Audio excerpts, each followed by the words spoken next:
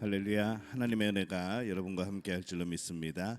우리 3월 전교인 새벽 기도회 우리 찬송가 393장 우리 부르시면서 함께 하겠습니다. 통일 찬송가는 447장입니다.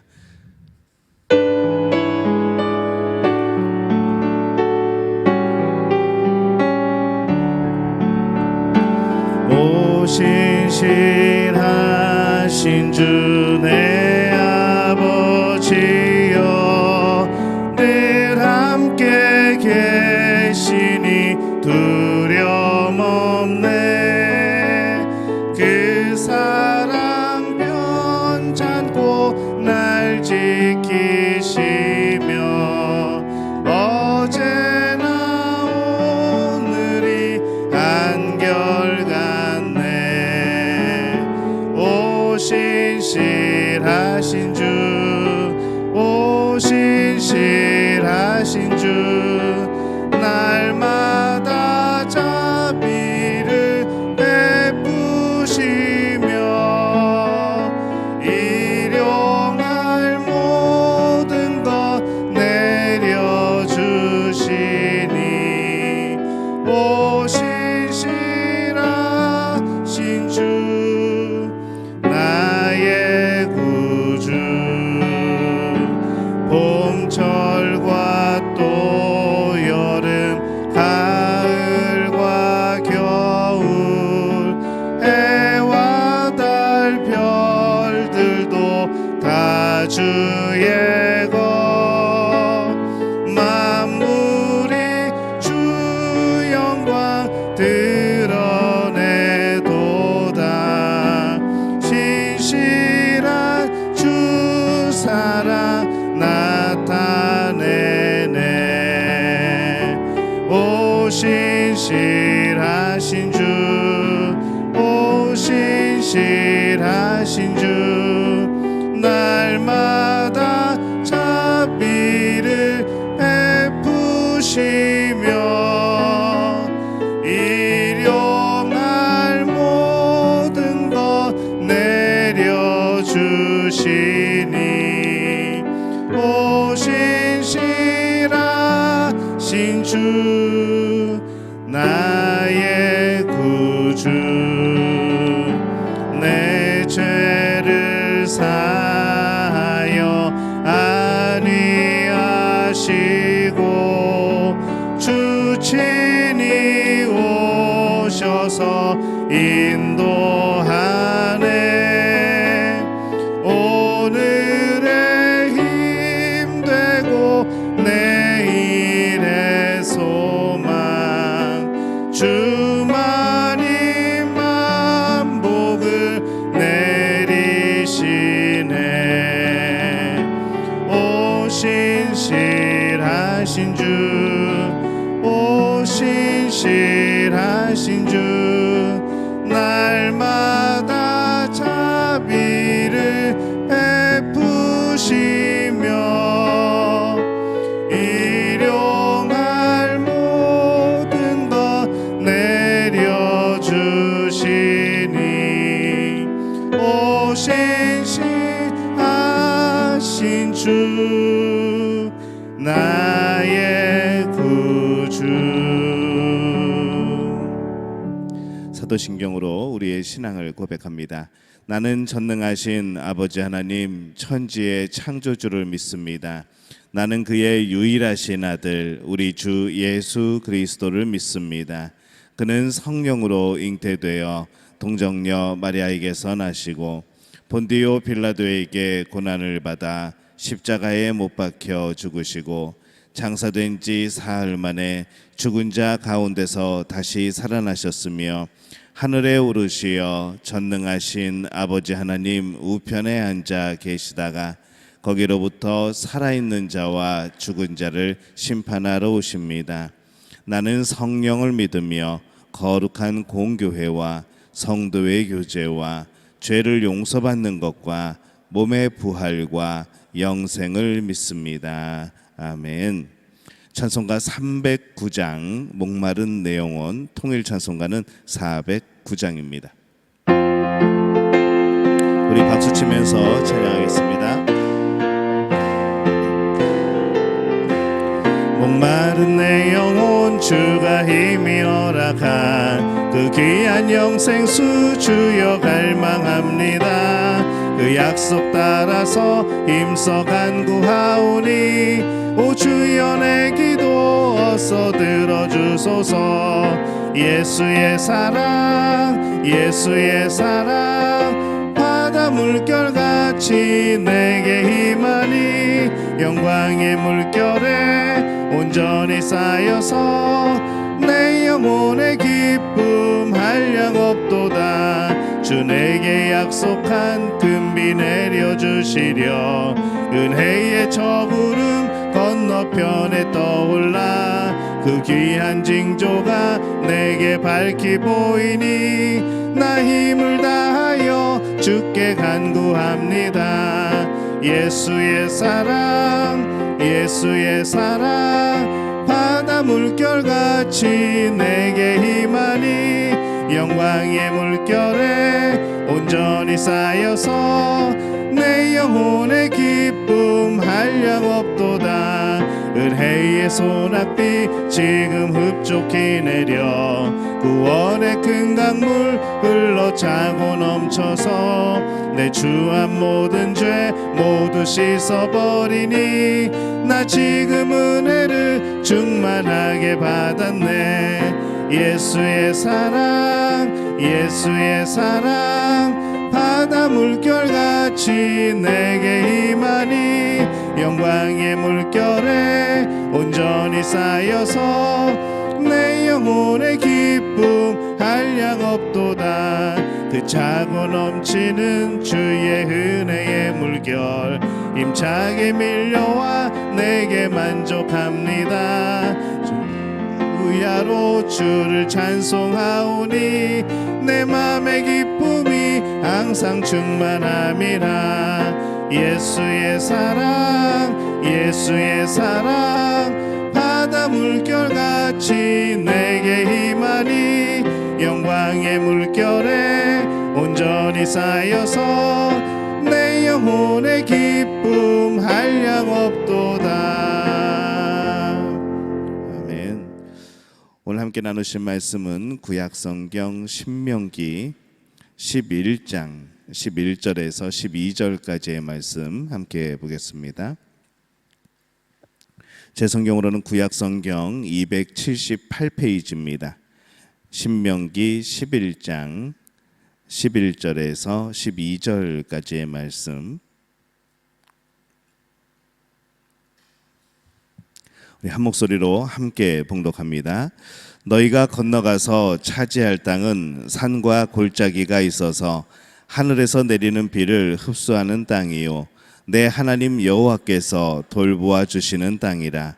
연초부터 연말까지 내 하나님 여호와의 눈이 항상 그 위에 있느니라. 아멘. 할렐루야. 하나님의 은혜가 오늘 새벽에 우리 전교인 새벽 기도회로 모이는 우리 믿음의 가족들을 또 진심으로 축복하고 또 환영합니다. 우리 옆에 분들 인사하겠습니다. 하나님이 함께 하십니다. 예, 한 번 더 인사합니다. 하나님이 평안 주시기를 원합니다. 어제 저녁 때 저기 유료 저장소가 번개를 맞아서 불이 크게 났었어요. 그래서 우리 모의에 계신 분들은 아마 보셨을 텐데 많은 분들이 또 죽고 또 많은 분들이 또 피해를 입고 또 뭐 주변에 또 화재도 나고 그랬었습니다. 기도 많이 해주시고 또 그들 위하여서 중보해 주시기를 바랍니다. 중국 전국 시대에 이 편작이라는 의원이 있었습니다.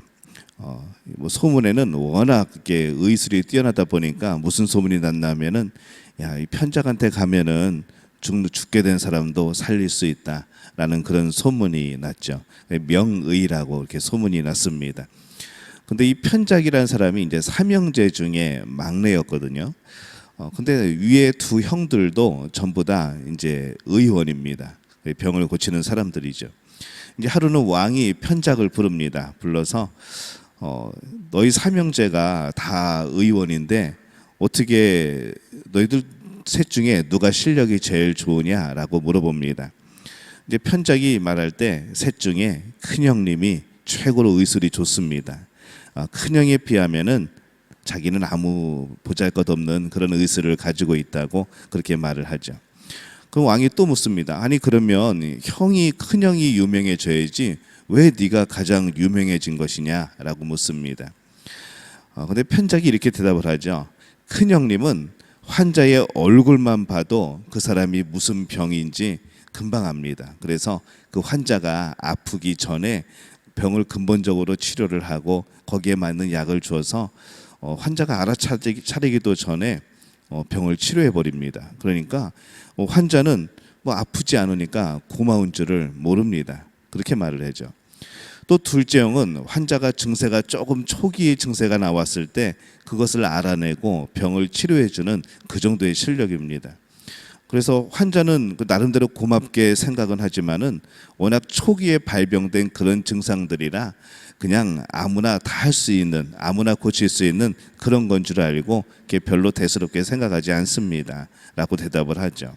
근데 저는 환자가 이미 병이 커져서 고통을 느끼고 이미 병이 다 퍼진 후에 그때야 비로소 무슨 병인 줄 알고 그래서 독한 약도 쓰고 또 수술도 하고 그래서 제가 치료를 합니다. 이 환자들이 그것을 모르니까 제가 제일 실력 있는 의사처럼 그렇게 의원처럼 그렇게 저를 대하고 제가 이렇게 유명한 줄 아는 것이죠 라고 대답을 합니다.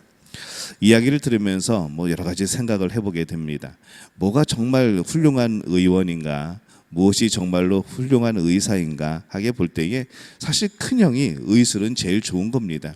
얼굴을 보면서 이 사람이 무슨 병이 있는 것 같다 미리 알려주고 미리 약을 해주고, 그러니까 증세가 나타나기도 전에 치료해 주는 것, 사실 그 큰형이 제일 훌륭한 의사인 것이죠. 이 세 의원 중에 큰형이 제일 낫습니다.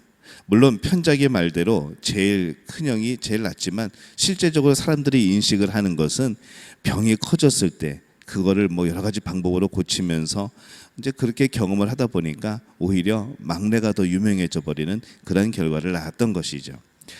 그래서 오늘 이 예화를 가만히 생각을 해보면서 이 하나님의 은혜에 대해서도 우리가 같은 시각을 가지고 있지 않은가라는 생각을 해보게 됩니다. 우리는 하나님의 은혜라는 말을 참 많이 사용을 합니다. 근데 무엇이 하나님의 은혜인가라고 우리는 생각할 때에 우리는 하나님의 은혜에 대해서 이 평범한 중에 일상생활 중에 받고 있는 이 하나님의 은혜는 의식하지 못하는 그런 모습들도 우리에게 있다는 것이죠.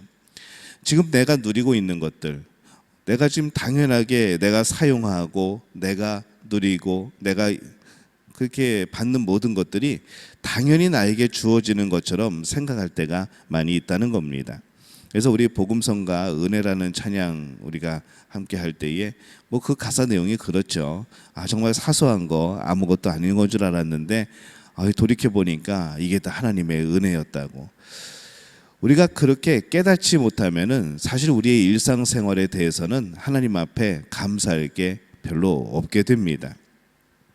죽을 지경에서 살아나야만 과연 감사한 것일까? 우리가 뭔가 망했다가 다시 일어서야만 그것만 감사한 것일까? 우리가 생각해 볼 때 그건 아니라는 것이죠. 내가 무사하다는 것, 평범하게 하루를 살았다는 것, 어젯밤에 잠 잘 자고 오늘 아침에 또 오늘 전교인 새벽 기도회에 우리가 이렇게 나올 수 있다는 것, 이것이 하나님의 은혜가 아니고 무엇인가라고 생각을 해보는 겁니다. 어제 저녁 때 벼락이 치고 뭐 천둥 치고 저도 그때 잠깐 교회에 있다가 이제 집에 간 바로 직후인데 그 시간대에도 어디선가는 놀라운 사건들이 또 큰 사건들이 벌어지고 있는 것이죠. 그래서 우리가 이 하루를 살아간다는 것, 우리가 평범한 일상을 살아간다는 것, 이것도 정말 하나님의 큰 은혜구나라는 것을 우리가 늘 기억을 해야 합니다. 이 감사의 마음을 갖는 것이 단지 우리에게 어떤 뭐 이것만 되는 것은 아닙니다. 감사의 마음을 가지려면은 이 두 가지가 해결이 돼야 되죠. 하나는 무엇을 감사할 것인가 라는 것이고, 또 하나는 왜 감사해야 되는 것인가 라는 것이죠. 이 문제가 해결되면은 우리는 자연스럽게 감사가 나오게 됩니다. 이 하나님은 우리의 감사를 기뻐 받으시고 날마다 우리가 하나님께 감사함으로 영광 돌리기를 바라십니다. 그런데 그냥 무턱대고 감사라고 하지 않으시고 왜 감사해야 되는지 이스라엘 백성들에게 그 이유를 알려주시죠. 그 이유 중에 하나가 오늘 말씀입니다. 신명기 11장 11절에서 12절 우리가 다시 말씀을 보면은 너희가 건너가서 차지할 땅은 산과 골짜기가 있어서 하늘에서 내리는 비를 흡수하는 땅이요 내 하나님 여호와께서 돌아보아 주시는 땅이라. 연초부터 연말까지 내 하나님 여호와의 눈이 항상 그 위에 있느니라. 이렇게 말씀을 합니다. 산과 골짜기가 있는 땅이 좋은 땅인가? 농사짓기 편한 땅인가? 전혀 아니죠. 평지, 기름진 평지가 있고 흙이 좋아야 되고 물이 잘 들어와야 되고 또 잘 빠져야 되고 이제 그런 땅이 정말 농사짓기 편하고 사람이 정착할 수 있는 그런 땅인데 오늘 이 가나안 땅, 하나님이 주시려고 하는 땅을 말할 때에 이렇게 설명을 하는 것이죠. 너희가 건너가서 그것도 그냥 주시는 게 아니라 차지해야 되는 땅, 하나님이 주셨지만 너희들이 전쟁을 통하여서 차지해야 될 땅, 그 땅은 산이 있고 골짜기가 있다 그럽니다. 하늘에서 내리는 비를 흡수하는 땅이다 라고 말하는 것이죠. 이것만 보면은 이게 정말로 복된 땅인지 성경에서 말하는 젖과 꿀이 흐르는 땅인지 이게 분간이 가질 않습니다. 근데 그 다음 말씀에 보면은 왜 그 땅이 복되다고 말하는가 그것을 말씀하죠. 내 하나님 여호와께서 돌보아 주시는 땅이라. 연초부터 연말까지 내 하나님 여호와의 눈이 항상 그 위에 있느니라. 이렇게 말씀을 합니다. 이래서 복된 땅이었구나 라는 것을 우리는 아는 겁니다. 하나님이 약속해 주신 땅은 하나님이 돌보시는 땅인 겁니다. 하나님이 우리에게 주시고자 하는 것은 하나님이 항상 함께 하시는 그것을 주시기를 원하시는 거죠. 여러분에게 어떤 복을 주시면서 그것이 하나님과 멀어지는 것이라면, 여러분에게 어떤 하나님이 주신 복을 주시면서 그것이 말씀과 멀어지는 삶이라고 한다면 그 복은 하나님이 절대로 주시지 않는다는 겁니다. 그래서 여러분에게 주시는 복이 무엇이냐라고 하게 될 때에 그것은 하나님이 돌보시는 것, 이것이 우리에게 가장 큰 복이 아닌가라는 것이죠. 그런데 이것을 감사의 조건으로 생각을 하느냐 아니면은 감사의 조건으로 느끼지 못하느냐에 따라서 우리는 하나님께 영광을 돌리게 되고 때로는 그렇지 못한 우리의 삶을 살아가게 되는 겁니다. 평지가 아닌 산과 골짜기가 있는 땅이지만 그 땅에는 하늘에서 내리는 비, 천수답이라고 그러죠. 하늘에서 비 오기만 기다리는 것. 어떻게 보면은 이게 좀 저수지도 만들고 이렇게 우리는 지금 그렇게 많이 물을 사용을 하지만은 사실 이 하나님이 돌봐주시는 땅은 하나님이 내려주시는 때에 따라 내려주시는 비, 또 때에 따라 내려주시는 햇빛, 이것으로 농사가 되어지고 그렇게 자연스럽게 은혜로 살아갈 수 있도록 만들어 놓으신 겁니다. 근데 우리는 그것을 믿지 못하죠. 또 인간이 자연을 자꾸 망쳐놓습니다.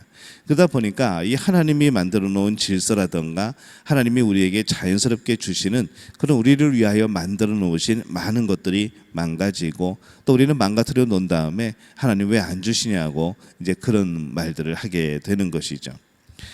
정말 이 땅이 중요한 땅은 하나님께서 추천해 주는 땅, 바로 그것이기 때문에 돌보아 주시는 땅이기 때문에 그것이 복되다라고 말씀하는 겁니다. 그것이 감사의 이유라는 것이죠. 그리고 하나님께서 언제나 우리와 함께 하시는 것, 그것을 성경은 연초부터 연말까지라고 말씀을 합니다. 전에 성경에는 새초부터 새말까지 그렇게 돼 있었습니다. 이제 번역하면서 연초부터 연말까지 하니까 훨씬 더 우리가 이해가 쉽죠. 매년 그 첫 시작부터 그 한 해가 마무리 칠 때까지 하나님이 함께 하신다는 것, 이것이 우리에게 가장 큰 복이고 은혜가 아니겠습니까? 이 하나님의 도우심은 우리의 매일매일 생활 중에 이어지고 있습니다.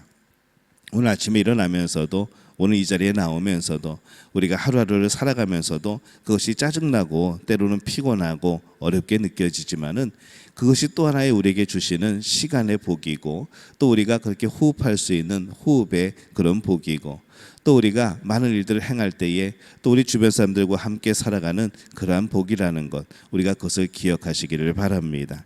이것을 느낀다면은 이 감사의 조건들은 사실 넘쳐나게 되는 것이죠.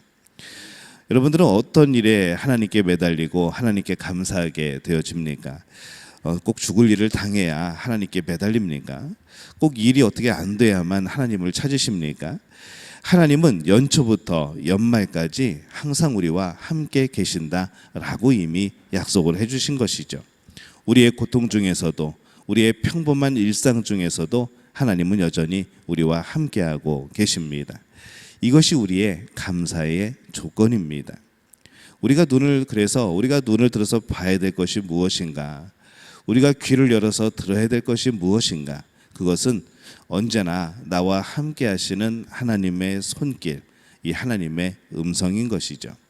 그리고 그것이 우리의 감사의 조건이 되어집니다. 오늘 여러분들 잠시 우리 눈을 한번 감아 볼까요?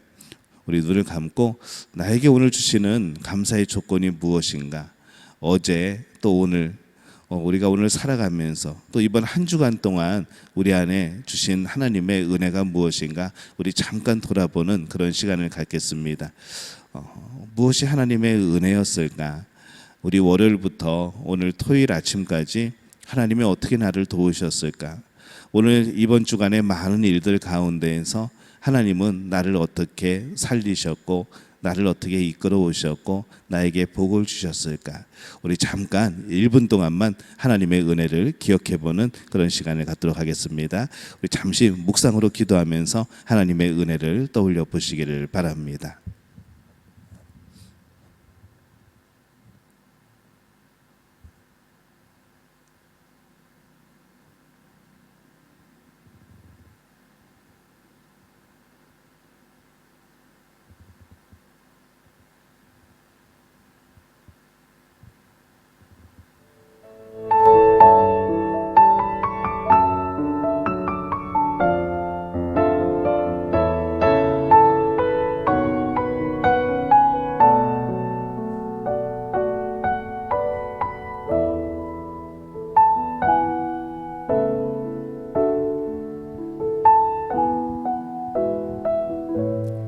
우리 이렇게 하나님 앞에 한번 고백해 볼까요? 모든 것이 하나님의 은혜입니다. 그리고 그 은혜는 연초부터 연말까지 그리고 매 순간 우리와 함께 할 줄로 믿습니다.